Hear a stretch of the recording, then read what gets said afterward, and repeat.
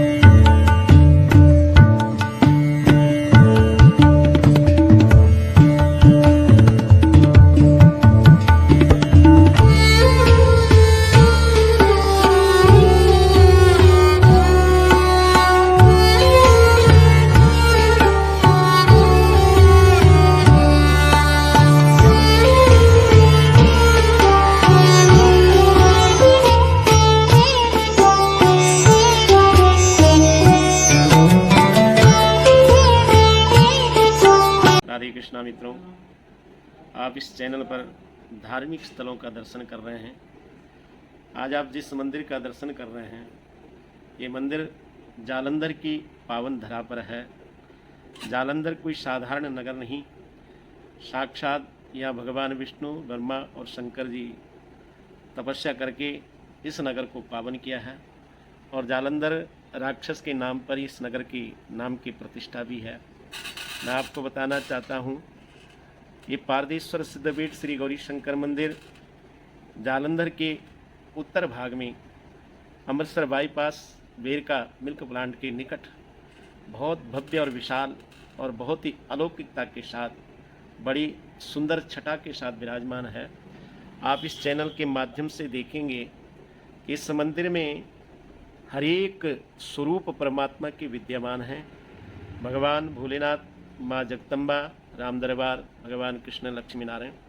और जो सबसे बड़ी इस मंदिर की खासियत है, जिसके लिए इस मंदिर की विशेषता प्रधानता है, वो है पारदेश्वर सिद्धपीठ पारी का शिवलिंग, जिसके स्वामी शिवानंद जी महाराज भगवान शंकर की जो उपासक हैं, उनके माध्यम से जिसकी प्रतिष्ठा इस मंदिर के अंदर की गई और उसी के आधार पर ये सिद्धपीठ भी बना है।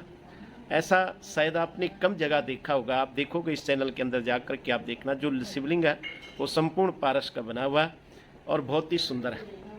ये मंदिर है तो बहुत पुराना ऐतिहासिक मंदिर है, क्योंकि कहीं ना कहीं भगवान का जब मंदिर जहाँ पर बनता है या जिस स्थान पर होता है, ये बात सत्य है कि वहाँ कहीं ना कहीं किसी महात्मा ने या किसी सिद्ध पुरुष ने साधना की होती है और उनकी साधना का ही फल, जैसे वृक्ष का फल लग कर के उस संसार के लिए बड़ा रसास्वादन के योग्य बनता है, उसी प्रकार से जिस स्थान पर कोई मंदिर बनता है वो स्थान भी कहीं ना कहीं किसी संत की तपस्या का ही फल उस मंदिर के रूप में वहाँ आकर के बनता है और संपूर्ण जीवों के कल्याण का आधार बनता है।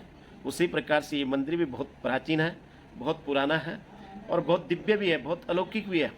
कभी कभी ऐसी अनुभूति, ऐसा आभास होता है कि जितने भी लोग इस मंदिर में आते हैं, मैं इस मंदिर में सेवा करते हुए 98 से यहाँ पर विराजमान हूँ और तब से लेकर के आज तक इस मंदिर को देख रहा हूँ।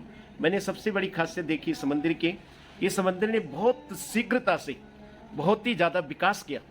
जब मैं शुरू में उत्तराखंड से इस प्रांगण में या इस पीठ पर आया था और यहाँ दरबार में सेवा करने लगा, उस समय मंदिर का बहुत विस्तार नहीं था, बहुत छोटा था, बहुत सूक्ष्म था उसके बाद यहाँ के लोगों ने या इस मंदिर के प्रबंधक कमेटी ने जो इसकी व्यवस्था चला रहे हैं, उन लोगों ने इतनी शीघ्रता से इतनी विकास किया मंदिर का कि मैं आपको बता नहीं सकता और कह नहीं सकता हूँ।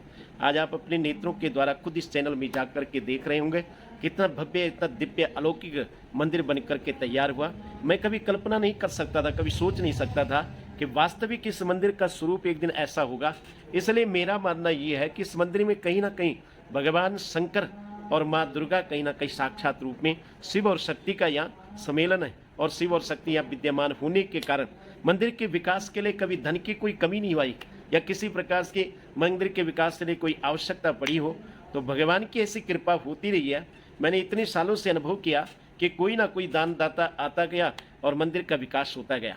आज मंदिर में आप देखोगे कि एक बहुत दिव्य अनेक 2-3 हॉल भी बने हुए हैं और कुछ ऐसे सुंदर कमरे बने हैं। आप इस चैनल के माध्यम से तो आपने दिखाया ना होगा और दिखाना कि जिनमें कि सुंदर रहने के लिए व्यवस्था है, बहुत ही सुंदर है। आपको लगेगा नहीं कि आप किसी होटल से बाहर रह रहे हो, इतनी सुंदर कमरे बन करके तैयार हैं। यहाँ के जितने भी नज़दीक के लोग, आसपास के लोग हैं, उन लोगों के सुविधाजनक, उनके जितने भी छोटे मोटे कार्यक्रम होते हैं, उनके लिए इतना सहज और इतना सरल तो इस मंदिर के माध्यम से हो रहा है कि बहुत ही आनंद आता है। और अभी इस मंदिर के अंदर एक और बहुत बड़ी अच्छी व्यवस्था है कि यहाँ पर एक स्कूल चलाया जाता है जो कि बच्चों के लिए निःशुल्क, उसमें बच्चों से कोई फीस नहीं ले जाती है या बच्चे कोई उससे शुल्क नहीं, क्योंकि आसपास आप देख रहे हैं यहाँ मंदिर के आसपास कुछ लोग ऐसे हैं जो झुपड़ियों में अपना जीवन निर्वाह करते हैं। उनके बच्चों के पास इतना पैसा नहीं है कि वो जाकर किसी अच्छी स्कूल में जा कर के अपनी विद्या का अध्ययन करें। इसलिए हमने उनको देख करके और उनके बच्चों के जीवन में शिक्षा प्राप्त हो सके या उनका जीवन अज्ञानता की ओर ना जाए, मगर कहीं ना कहीं उनको ज्ञान प्राप्त हो सके, वो अपने जीवन का विकास कर सकें, इस लक्ष्य और इस उद्देश्य को लेकर के गौरी शंकर विद्यापीठ जो निःशुल्क चल रहा है, जितने भी आसपास के गरीब बच्चे हैं वो आकर के वहाँ उस स्कूल में पढ़ते हैं।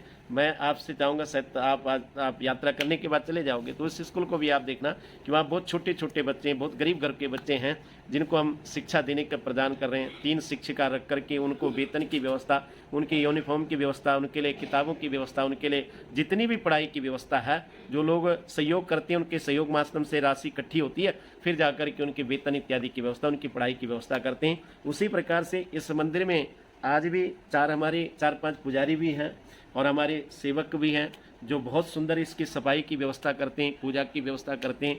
वैदिक कर्मकांड की परंपरा के द्वारा ये मंदिर बहुत भव्य और बहुत दिव्यता के साथ चल रहा है। ऐसा आप इस मंदिर में कभी भी दर्शन करने के लिए आओगे, कभी इस मंदिर को देखने के लिए आओगे तो आप जालंधर की धरा पर और इसके उत्तर की ओर आओगे जहाँ अमृतसर बाईपास, वहाँ बेर का प्लांट के पास बहुत ही नेशनल हाईवे 3 नेशनल हाईवे 3 हाँ, नेशनल हाईवे 3 के बिल्कुल कोने पर मंदिर बना है। और कोई छोटा मंदिर नहीं, बहुत विशाल मंदिर, बहुत भव्य दिव्य अलौकिक है। नवग्रह मंदिर बना है, शनि का बना है, पारदेश्वर सिद्धपीठ बना है, माँ लक्ष्मी के जो यंत्र रूप में स्थापना है, ऐसा ये मंदिर है। आज भी लोगों की मान्यता है यहाँ पर जितने लोग इस दरबार में अपनी कामनाओं की पूर्ति के लिए आते हैं या अपनी कामनाओं की पूर्ति करने के लिए सेवा करते हैं। मैंने कई लोगों को देखा कि वो महीने भर सेवा करते हैं और उसके बाद उनकी मनोकामनाएं पूर्ण हो जाती है। ये दरबार आज भी कई लोगों की कामनाओं को पूर्ण करा। भगवान शंकर, माँ दुर्गा हर एक मनोकामनाएं पूर्ण करती है। जय श्री कृष्णा, जय श्री राधे।